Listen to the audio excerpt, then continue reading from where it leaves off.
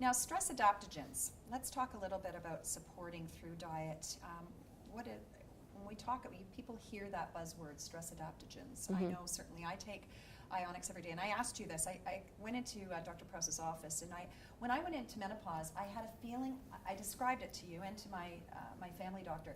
I had this feeling of vibration in my chest, an anxiety feeling. Never experienced anxiety before, ever. When I went through menopause at 40, this came on, and it came on hard.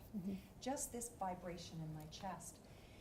And when I started to take a product called Ionics, which is full of stress adaptogens, it went away. But being a skeptic and left brain person, I thought, yeah, right. So I stopped taking it, and it came back with a vengeance. When I saw you, you actually said, because where I was at the time, to take it twice a day. And the difference in my sleep and that feeling were remarkable. And not just for myself, my 87-year-old father who's going through cancer treatments, unbelievable help after his treatments to help boost. What are stress adaptogens? Stress adaptogens, typically we talk about supplement forms, so ashwagandha, rhodiola, there's a bunch of herbs that can do it. As I suggested earlier, for a lot of people, the gastrointestinal tract is not functioning optimally, right? So when you take in your supplements by mouth, they're often not working the way that you want them to work. And so adrenal adaptogens in supplement form may be okay for an early adrenal fatigue.